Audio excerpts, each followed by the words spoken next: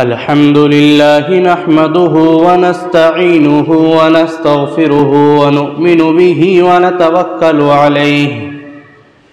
ونعوذ بالله من شرور أنفسنا ومن سيئات أعمالنا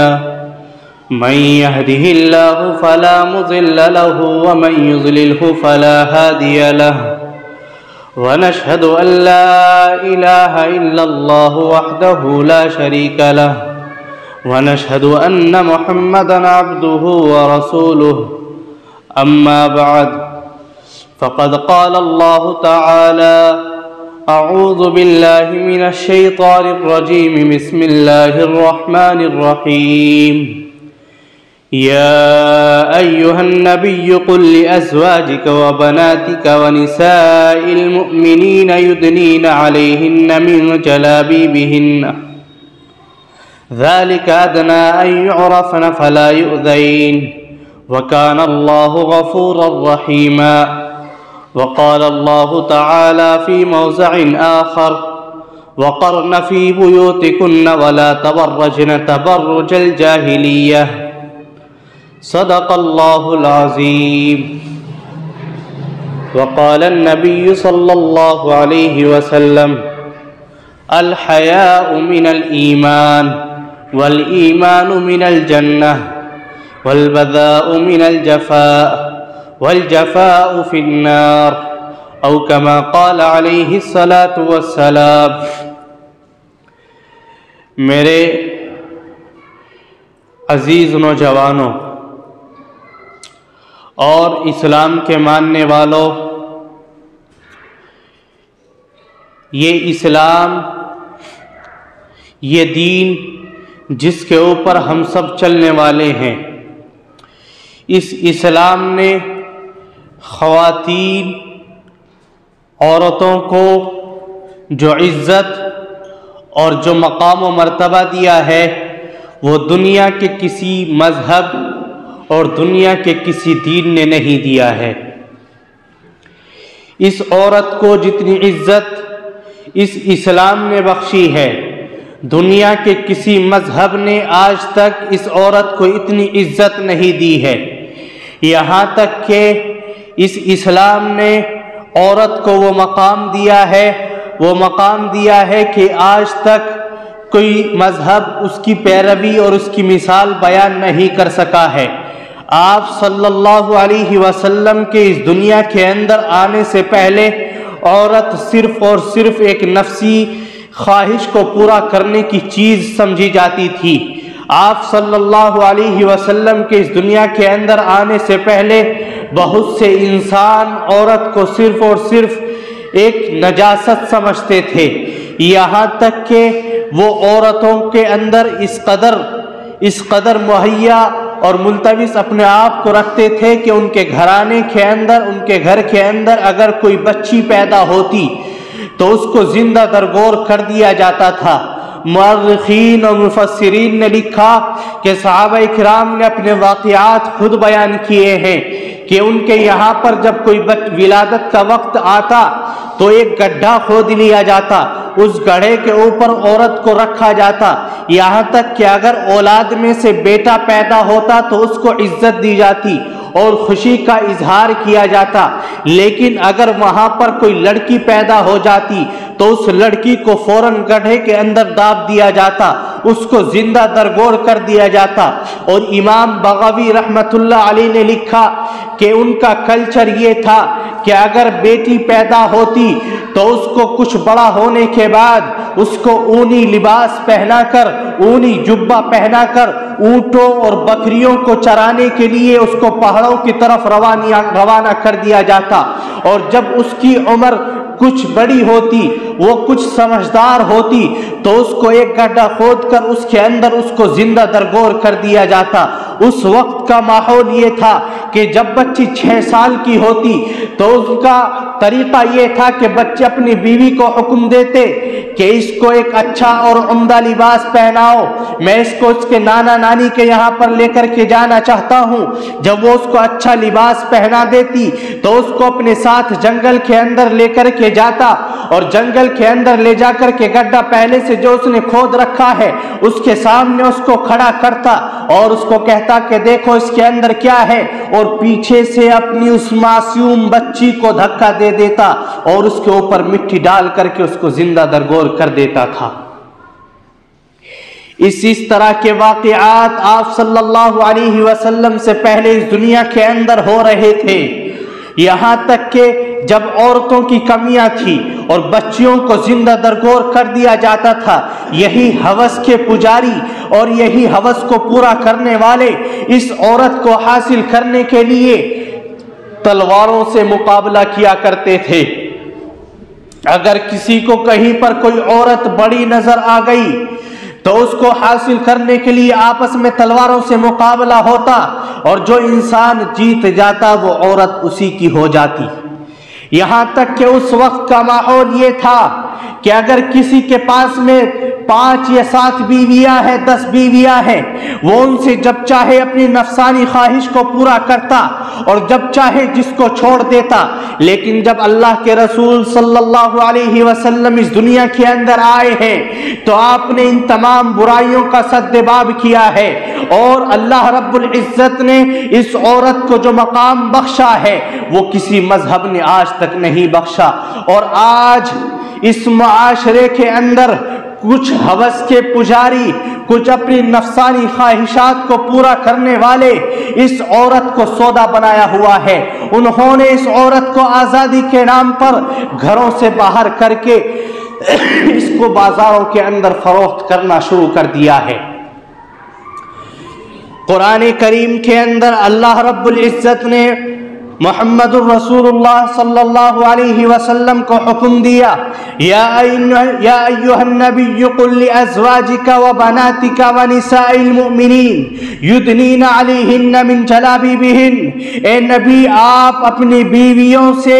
आप इस्लाम की बेटियों से ये कह दीजिए, आप अपने इस्लामी बहनों से ये कह दीजिए कि वो अपने ऊपर घूंघट डाल लिया करें, अपने ऊपर चादर डाल लिया करें। इस आयत के अंदर अल्लाह रब्बुल इज्जत ने पर्दे का हुक्म दिया है कि औरत चाहे कोई भी हो, माँ हो या बेटी हो या बहन हो या बीवी हो, उसको पर्दा करना लाजमी और जरूरी है। अगर ये औरत अपने इस मुआशरे को भूल जाएगी और अल्लाह रब्बुल इज्जत के इस हुक्म को भूल जाएगी तो जरूर भी जरूर इसकी इज्जत को लूट लिया जाएगा। इसकी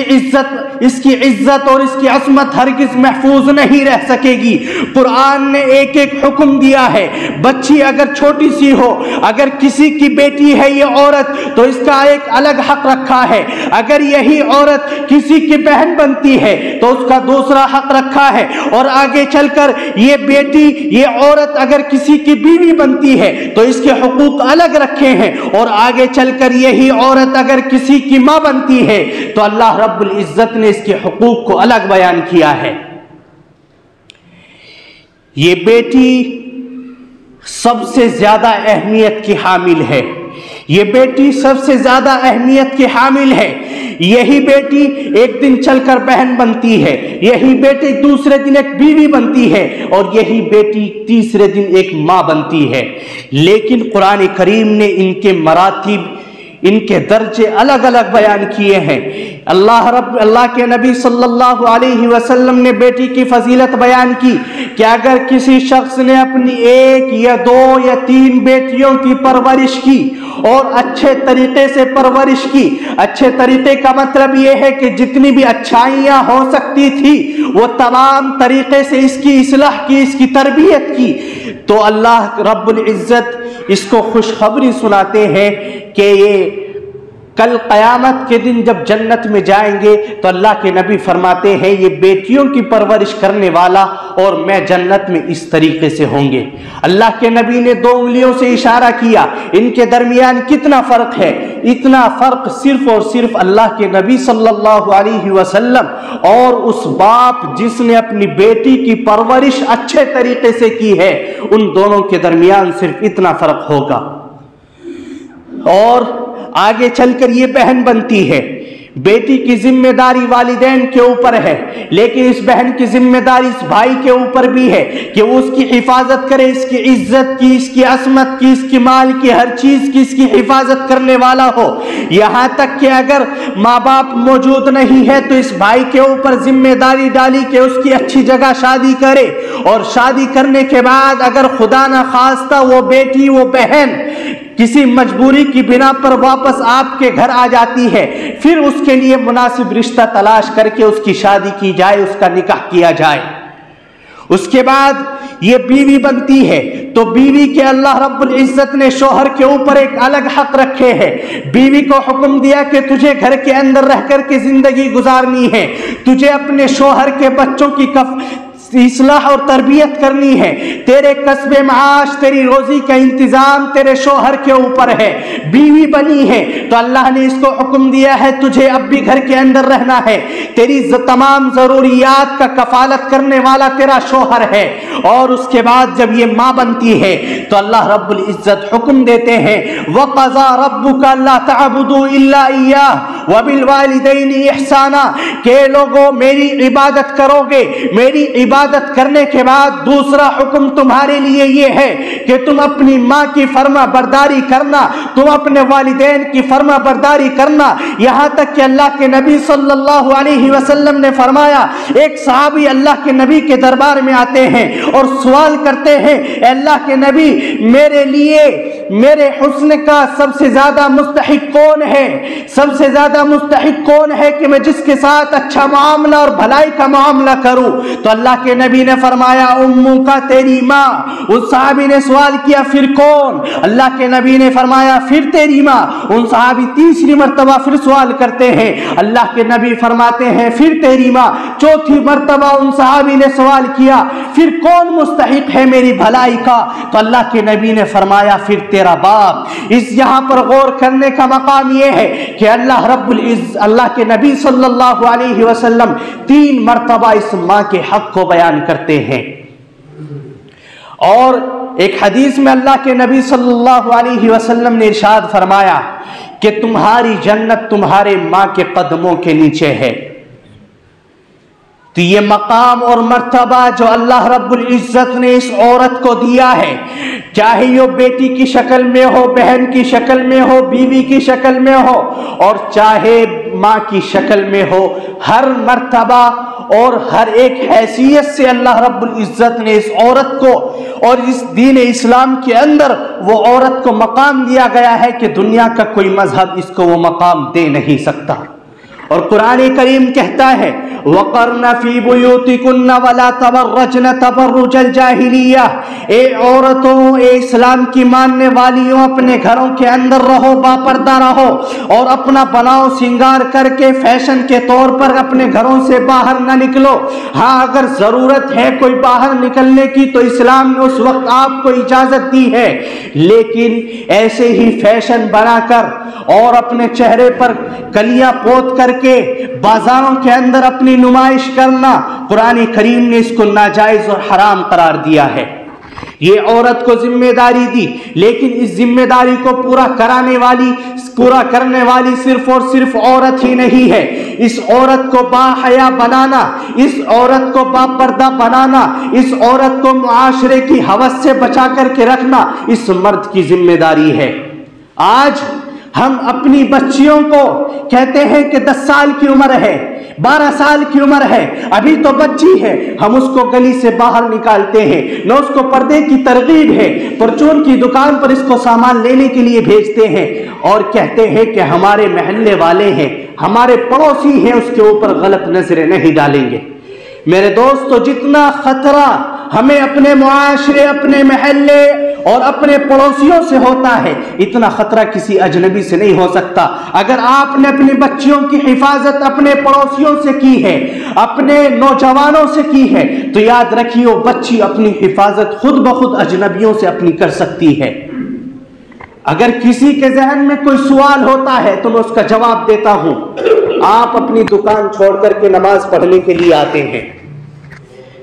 آپ اپنا کاروبار چھوڑ کر کے نماز پڑھنے کے لیے آتے ہیں، لیکن مجھے بتلائیے کہ آپ اپنی دکان کو کسی کے حوالے کر کے نہیں آتے، یا تو اس کا شٹر بند کرتے ہیں، تالا لگا کر کے آتے ہیں، یا کسی کو وہاں پر بیٹھا کر کے آتے ہیں۔ میرا کہنا یہ ہے کہ آپ کی اس دکان کے برابر کا رہنے والا بھی آپ کا پڑوسی ہے، آپ کی اس دکان کے سامنے رہنے والا بھی آپ کا جاننے والا ہے، پھر کیوں آپ اپنے کاروبار کی حفاظت کر رہے ہیں؟ کیوں آپ اپنے اس دکان کا تالا لگا کر کے آ رہے ہیں؟ اس لیے کہ آپ جانتے ہیں انسان کی نیت بگڑنے میں دیر نہیں لگتی۔ تو کیوں ہم اپنے بیویوں کو اور کیوں ہم اپنی بچیوں کو بے پردہ اپنے گھروں سے باہر نکالتے ہیں؟ کیوں ہم اپنی عورتوں کو پردے کا حکم نہیں دیتے؟ میرے دوستوں، اگر ہم چاہتے ہیں کہ ایک صالح معاشرہ وجود کے اندر آئے، ہماری ماں بیٹیوں اور بہنوں کی عزت محفوظ رہے، تو اپنے گھر سے اس کا بیڑا اٹھانا پڑے گا، اپنے گھروں سے اس ذمہ داری کو پورا کرنا پڑے گا۔ بچی چھوٹی سی ہو، اس کو آپ پردے کی عادت ڈالیے، جب وہ باحیا بنے گی اور اس کو بچپن سے پردے کی عادت ہوگی تو وہ نوجوان ہو کر اپنی حفاظت خود کرنے والی ہوگی، اور اس کی آنے والی نسل، اس کی آنے والی اولاد وہ بھی پاپردہ ہوگی۔ لیکن اگر آج ہم نے اپنی بچیوں کو پردے کی ترغیب نہیں دی تو یاد رکھیے کل کا معاشرہ اور کل کی آنے والی نسلیں وہ خود بخود تباہ و برباد ہوتی چلی جائیں گی۔ اور آج اس عورت کو بے حیا بنانے کے لیے، اس عورت کے پردے کو لاچار کرنے کے لیے، اس عورت کے سر سے دوپٹہ دور کرنے کے لیے آج ہوس کے پجاریوں نے یہ صدا لگائی کہ عورتوں تمہیں گھروں کے اندر قید کر کے رکھا گیا ہے، تم آزاد قوم ہو، تمہیں بھی مرد کے برابر حق ملنے والے ہیں، اور اس عورت کو گھروں سے نکال کر بازاروں کی زینت بنا دیا گیا ہے۔ اسی عورت کو گھروں سے نکال کر ایس ہوسٹس کی ذمہ داریاں دے دی گئی ہیں، اسی عورت کو گھروں سے نکال کر ہوٹلوں کے ویٹر بنا دیا گیا ہے، اسی عورت کو گھروں سے نکال کر مسافر خانوں میں ہوٹلوں کی اور روموں کی چادریں بدلنے کے لیے اس کو تیار کر دیا گیا ہے۔ میرے دوستو، جب یہ عورت اپنے گھروں سے نکل کر دوسروں کی اور اجنبیوں کی خدمت کرنے والی ہے تو کہاں آپ اپنے ایمان کے اوپر عمل پیرا ہیں، کہاں آپ اسلام کو ماننے والے ہیں؟ اس صورت میں تو صرف اور صرف آپ اسلام کے نام لیوا ہیں، صرف اور صرف نام کے مسلمان ہیں، اور آپ نظر دوڑا کر کے دیکھیے، نہ آج ہماری بیٹی محفوظ ہے، نہ آج ہماری بہن محفوظ ہے، نہ ہماری بیوی محفوظ ہے۔ آج ہم گھر سے باہر جاتے ہیں تو ہمیں بھروسہ نہیں ہے کہ ہماری بیوی ایک اچھے طریقے سے اور صحیح انداز کے اندر اپنی عزت کی حفاظت کر کے گھر کے اندر رہ سکے گی۔ آج ہم مزدوری پر جاتے ہیں اور بیوی کو ذمہ داری سونپ کر کے جاتے ہیں، تجھے سبزی کی دکان سے سبزی خرید کر کے لانی ہے۔ کیا یہ عورت آپ کے گھر کے اندر اس لیے آئی تھی کہ آپ کی سبزی خرید کر کے لائے؟ کیا یہ عورت آپ کے لیے اس لیے آئی تھی کہ آپ کے لیے راشن کی دکانوں کے اندر لائن میں جا کر کے لگے؟ نہیں، ہرگز نہیں۔ جب یہ عورت کسی کی بیٹی تھی تو اتنی لاڈلی اور اتنی پیاری تھی کہ وہ باپ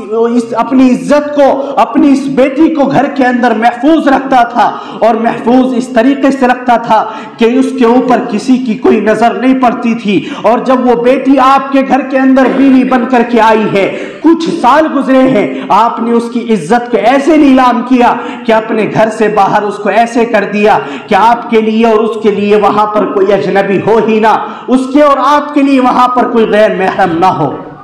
میرے دوستو، घर की बाहर की तमाम ज़रूरियात को पूरा करना इस शौहर की जिम्मेदारी है। घर के बाहर की तमाम ज़रूरियात को पूरा करना इस बाप की जिम्मेदारी है। घर की बाहर की तमाम ज़रूरियात को पूरा करना इस भाई की जिम्मेदारी है। अगर किसी का भाई, किसी का शौहर, किसी का बाप होते हुए वो औरत अपने घर से निकल रही है और गैर महरमों को अपना चेहरा दिखला रही है और गैर महरम उसे देखकर गुनाह के अंदर मुब्तला है, तो याद रखिए उसका सारा गुनाह सिर्फ और सिर्फ उन कफालत करने वालों के ऊपर है, चाहे वो भाई हो, चाहे वो शौहर हो, चाहे वो बाप हो। इसलिए हर हाल में अपनी बेटियों की और अपनी बहनों की इज्जत की हिफाजत कीजिए। आज सियासत वाले और अपना नाम बुलंद करने वाले औरत को घर से बाहर निकालते हैं नौकरियों के नाम पर, और दानिश्वर लोग जिनको दूसरे लफ्जों में कह सकते हैं पढ़े लिखे जाहिल नादान लोग, अगर मेरी बात बुरी लगे तो माफ कीजिए, पढ़े लिखे नादान जाहिल बेवकूफ लोग वो कहते हैं कि अगर हमने अपनी बेटियों को घरे के अंदर महफूज रखा तो हमारी बेटी काबिल कैसे बनेगी, हमारी बेटी हुक्मरान कैसे बनेगी, हमारी बेटी जज कैसे बनेगी। तो याद रखिए ये औरत इस दुनिया के अंदर जज बनने के लिए नहीं आई है, ये औरत इस दुनिया के अंदर पुलिस की नौकरी के लिए नहीं आई है, ये औरत इस दुनिया के अंदर एक साले मुआशरा पैदा करने के लिए आई है, ये औरत इस दुनिया के अंदर मर्द मुजाहिद पैदा करने के लिए आई है, मर्द कलंदर पैदा करने के लिए आई है, ये नौकरियों के लिए हरगिज नहीं आई है। और आपकी बात को अगर 1% माना जाए तो लाखों औरतों को घरों से निकालकर, करोड़ों औरतों को घरों से निकालकर सिर्फ और सिर्फ चंद एक औरतों को नौकरियां दी जाती हैं, मनसब दे दिए जाते हैं, और उसके अलावा लाखों की इज्जतों से खिलवाड़ किया जाता है, उसके अलावा लाखों की इज्जतों को लूट लिया जाता है। मुझे बतलाइए, अगर आपके मुआशरे के अंदर से, आपके शहर के अंदर से 1 लाख लड़कियां निकली, लेकिन उन लाख में से, उन 1 लाख में से सिर्फ दो चार को नौकरियां हासिल हुई, और उनके अलावा जिनकी बेपर्दगी हुई है, जिन्होंने गुनाह को अंजाम दिया है, अपनी इज्जत को लुटा दिया है, उसका जिम्मेदार कौन होगा? उसके जिम्मेदार सिर्फ और सिर्फ हम और आप हैं। और इसी इज्जत को उछालने के लिए, इसी को बेपर्दा बनाने के लिए आज हम अलग अलग तरह के डे मनाते हैं। मेरे नौजवान यहाँ पर बैठे हैं, पढ़े लिखे भी बैठे हैं, वो जानते हैं 7 फरवरी से शुरू होते हैं। कोई उसको किस डे कहता है, तो एक दिन रोज डे होता है, किसी दिन टीचर डे होता है, और 14 फरवरी को वैलेंटाइन डे बनाते हैं, मोहब्बत का दिन मनाते हैं। ये ईसाइयों का इजाद किया हुआ है, ये मुसलमान ईसाइयों की रस्म को पूरा करता है, और बॉयफ्रेंड और गर्लफ्रेंड के तरीके को अंजाम दिया जा रहा है, अपनी बहनों की इज्जतों को उछाला जा रहा है। आज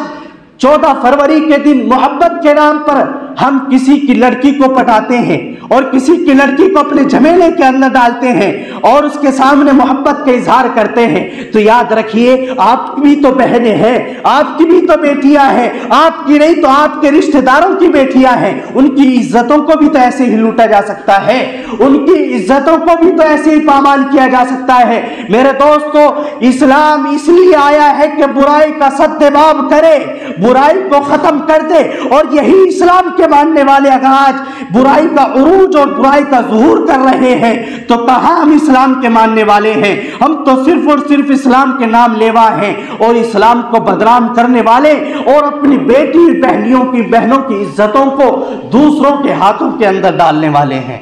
मेरे दोस्तों, खुलासे कलाम यह है कि आज आप हर एक इंसान यहाँ पर बैठा हुआ इस बात का अज़्म मुसम्मम करे कि हम तमाम रसूम और रिवाज से अपने आप को बचाएंगे, गैरों के तरीके, गैरों की मुशाबहत से अपने आप को बचाने की कोशिश करेंगे, और अपनी बेटियों और बहनों और बीवियों और माओं की इज्जत और हिफाजत खुद ब खुद इंशाअल्लाह हम करेंगे। अल्लाह हम सबको सही और सीधे रास्ते पर चलने की तौफीक नसीब फरमाए। व आखिर दावाना।